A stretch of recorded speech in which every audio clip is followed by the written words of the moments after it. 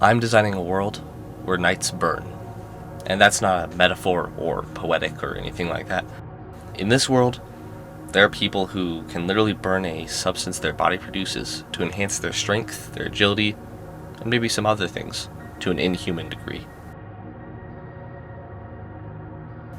When they do this, a sort of smoke or fume escapes from any orifices. That includes the mouth, the nose, pores, and especially the eyes. This smoke needs somewhere to go, and if you're wearing armor, that's a problem. So I brainstormed some ways of letting the smoke escape, taking inspiration from things like thuribles, sensors, and even just chimneys to design these knights' helmets. That's where I ran into another problem. Those holes would probably compromise the structural integrity of the helmet if they were all punched in one spot. What good is a helmet if you can easily stab or shoot through it? So I played with some other ideas. Maybe the holes are in a raised portion of the helmet above the head.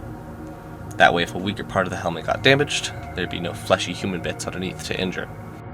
While I like this, and I think some knights might have a design like this, as I really like how it looks, I decided to go with a more simple, less over-engineered approach. That being the helmet's really just a chimney. There would still be a grate over the hole in the top, just in case someone tried to throw something in there, but no holes facing outward.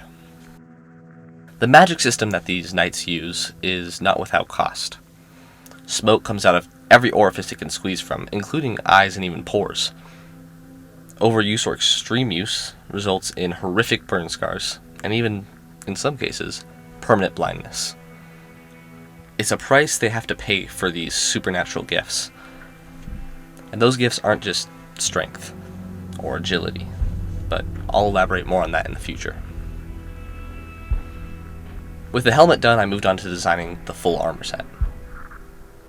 The individual plates are fashioned to swoop upwards, so they serve as a sort of channel for any smoke that escapes the body's pores. This armor probably isn't super practical from a realistic perspective. I prioritized a distinct silhouette and recognizable shape language over realism, but it's enough for me to suspend my disbelief, so I didn't worry about it. Regardless, I figured that the armor could be more bulky than normal armor, since its bearer would have supernatural strength. This is also why their sword is able to be so large. It's a two-handed blade they can wield in one hand.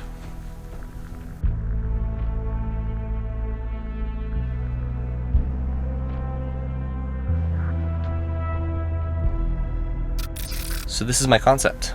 I might actually like this more than the final piece I did. It ended up being very Ghibli-esque, with a lot more whimsical charm than I intended. But let me know what you think.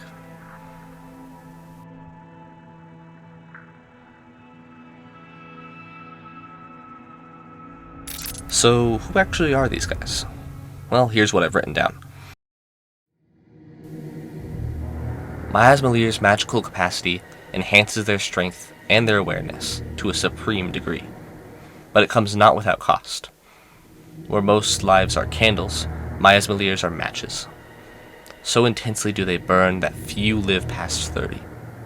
Their short lifespan is a trade-off for their extreme prowess on the battlefield. To their allies, Miasma are the greatest of men. They are looked up to for their honor and for their magical gifts. To their enemies, they are death. They will cut through hundreds before falling, and they will serve unquestioningly till their eyes burn to charred holes and their skin melts to mush. Whether they die in battle or executed for their inevitable madness, it is no concern. Their devotion is to their country and to their emperor alone. However, as the empire collapses from the outside in, more and more Miasma are left as drifters, their homes wrecked and their cities decimated. Before them lies a choice. Either make the far trek to the capital, or protect the small bands of survivors that are now left to the harsh wilderness and the many creatures within.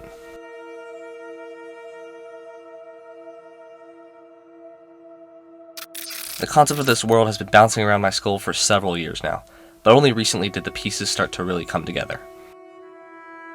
My hope is that in creating these videos, they'll help me flesh this world out, and finally free up some space in my brain. I'm taking inspiration from a huge variety of sources for this project, but the initial spark came, as I said, several years ago, when I saw this art by Scott Higginbotham, or @PanelPerDay on Instagram.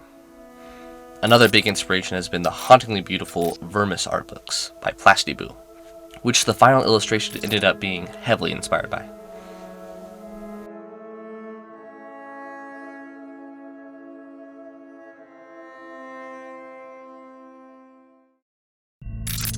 So here it is, the Miasma Lear.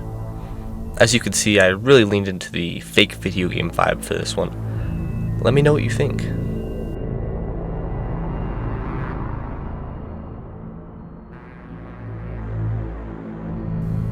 The next video will probably be another class in this universe, or maybe a discussion of the magic system if you're interested, or maybe something completely different. So stay tuned. Alright then, that's all I've got for today. Farewell.